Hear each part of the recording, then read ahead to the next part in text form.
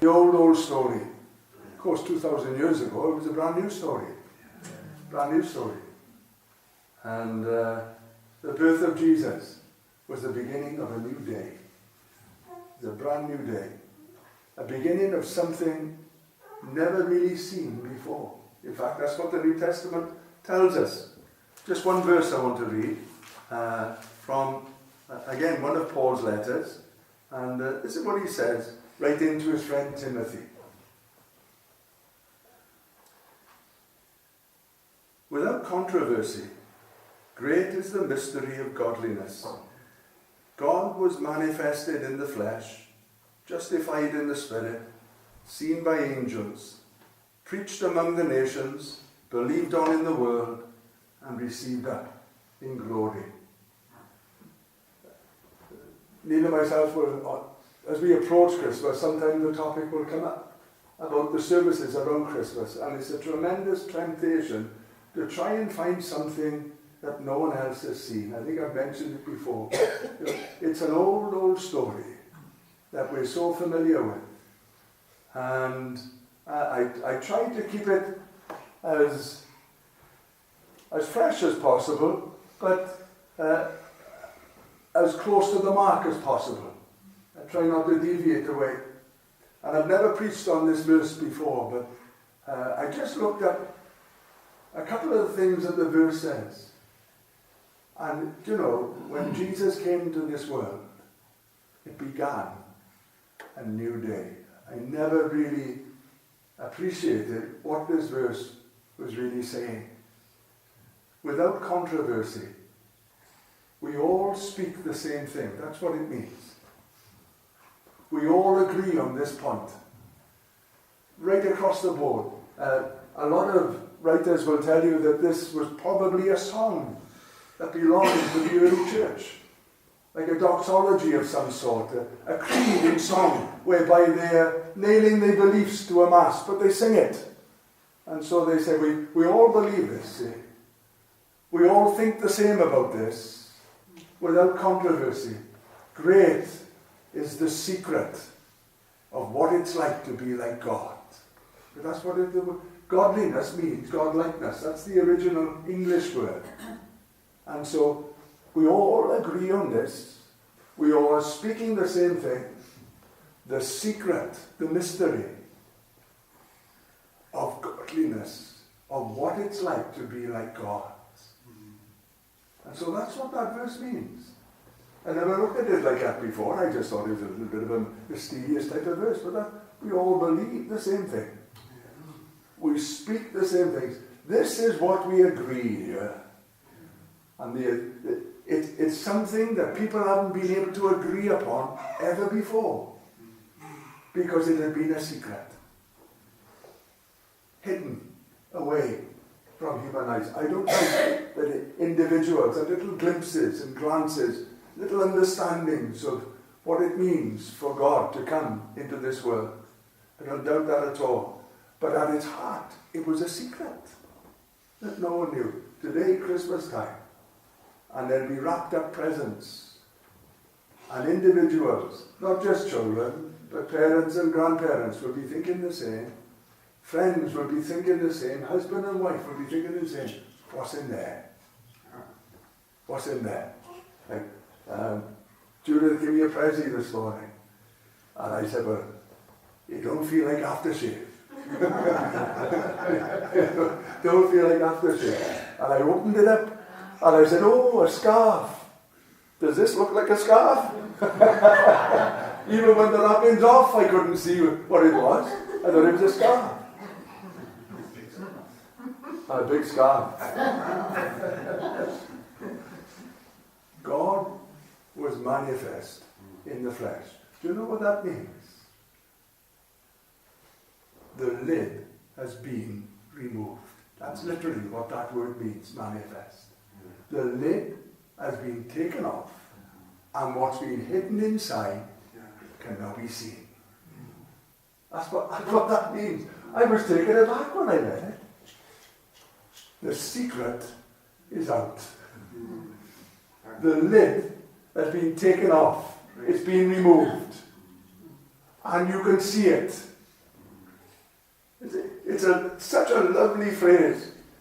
John, when he's writing one of his final letters, he says, listen, that life has been manifested.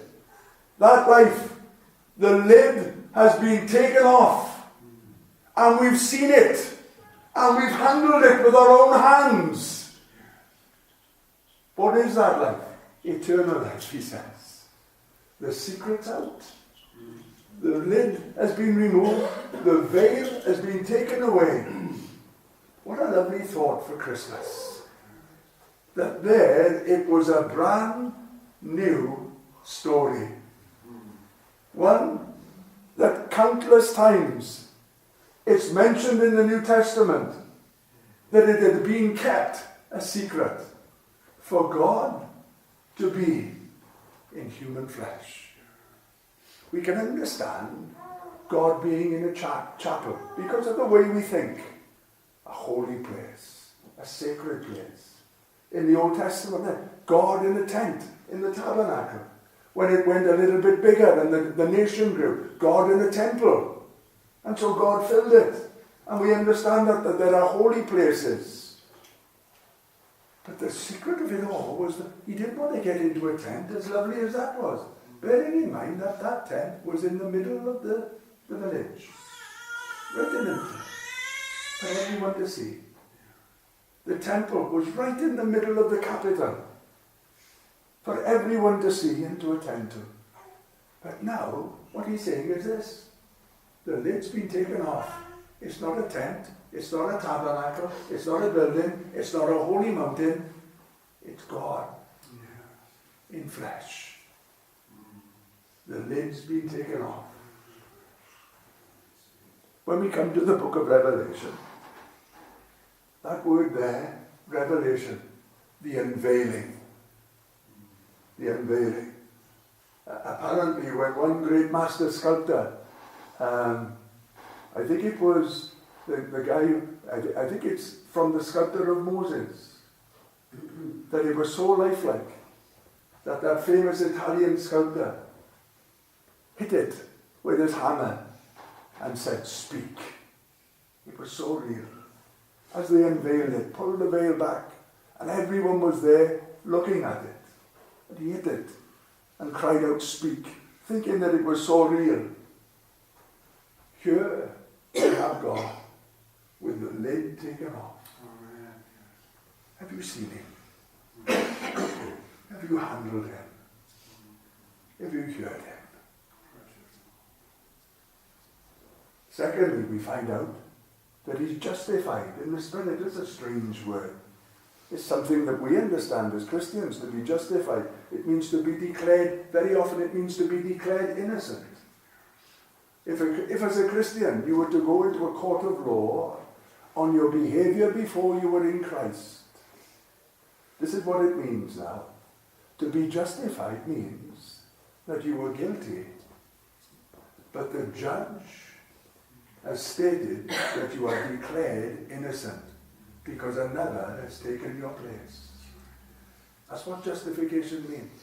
It means you can go out through the court doors free, without fear of condemnation, because God, the great judge, has forgiven us.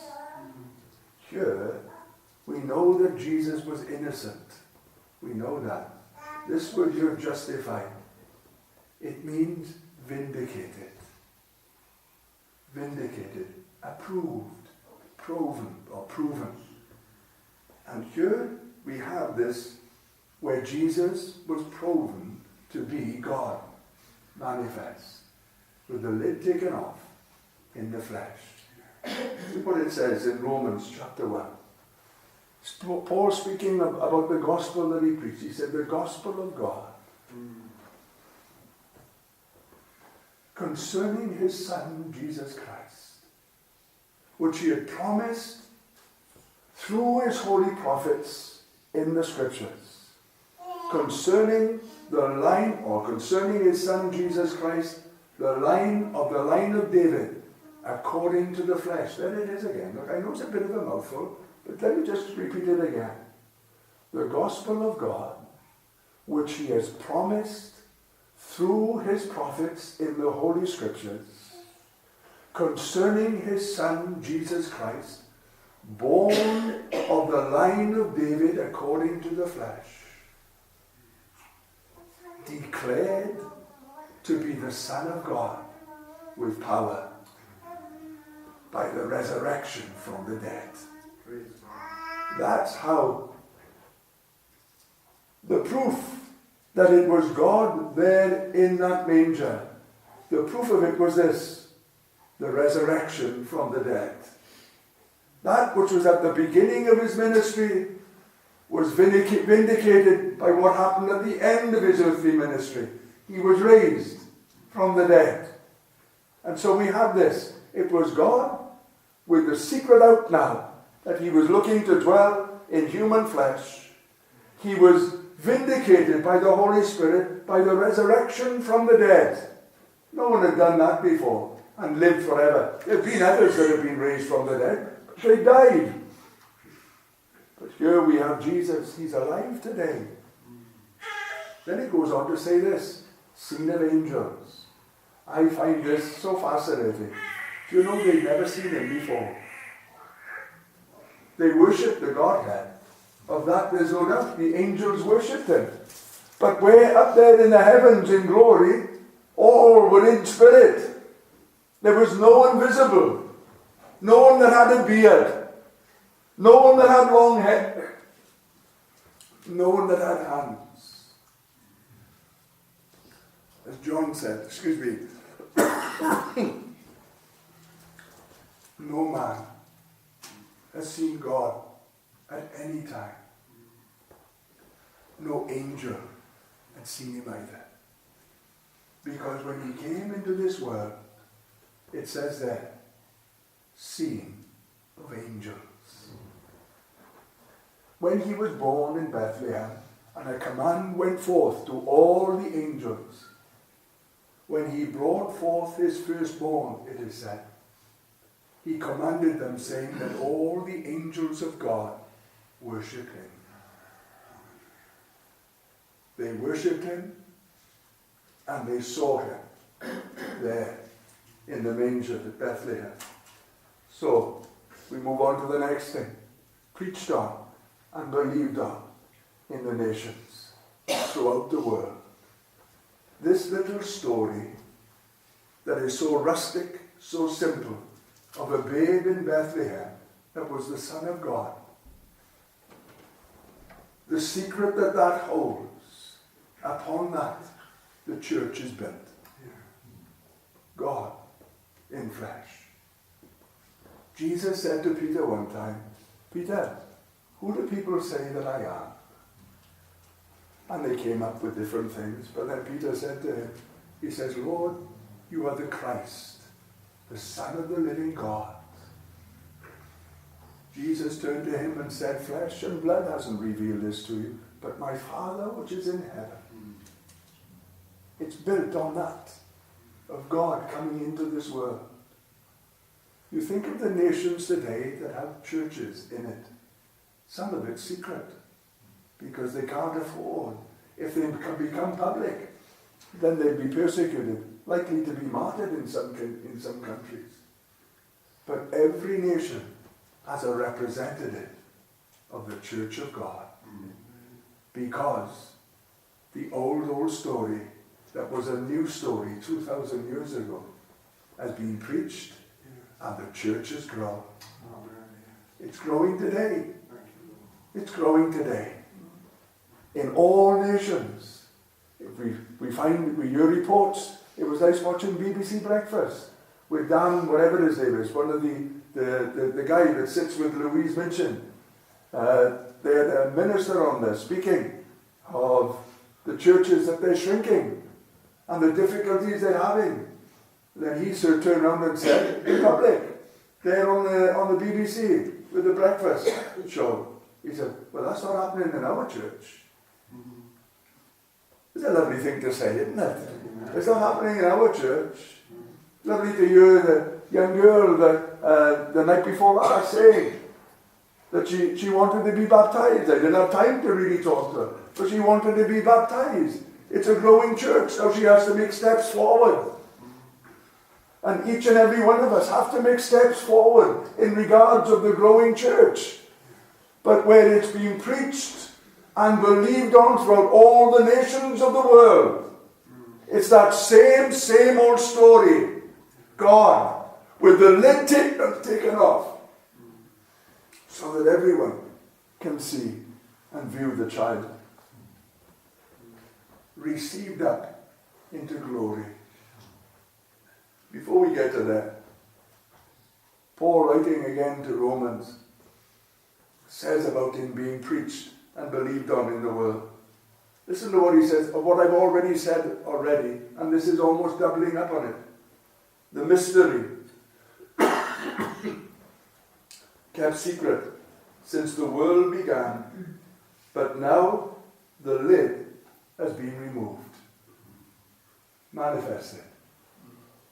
But now the lid has been removed, and by the scriptures made known to all nations.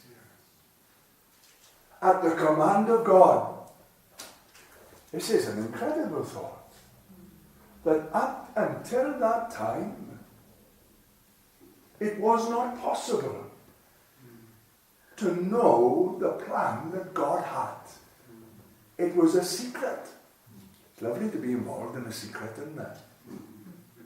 You feel that you're really in with whoever's got this secret, that they've told you a secret. This is where we need Andrew Vark by Andy. We've got to talking about things like this now in a story type context. About having a secret and being told what the secret is. Made known throughout all the nations by the scriptures at the commandment of God for obedience to faith.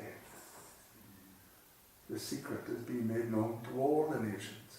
Christ has come, quickly coming to a close, and received up into glory.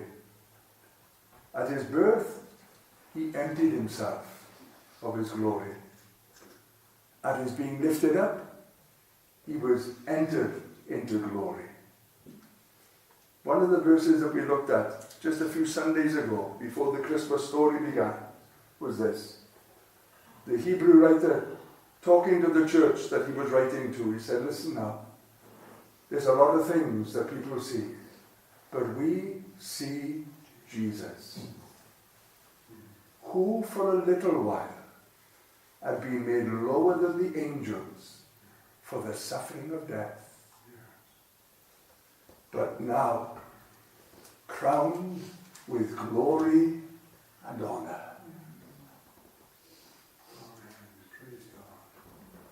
This is what we believe. God took the lid off and showed himself dwelling in a baby. That baby grew and was so proven to be the Son of God by his life, but more so by the resurrection from the dead. He's alive forevermore today. He was seen of angels. They'd never seen him before. They'd rejoiced before him. They'd sung before him. But they'd never seen him before, as much as no other human being had ever seen him before. Coming to a close. Preached on, believed on, throughout all the nations, in all the world. This story has affected the world. That little barn, that little courtyard, that little manger, that little babe has changed the course of the world. And in that world is a family called the Church of God that we can all belong to. A family, a gathering together of friends, of brothers and sisters that are held together by this truth. God came down, received up into glory. He'd emptied in himself for you, but now he's crowned with glory, enswathed in glory forevermore. Well, time's gone.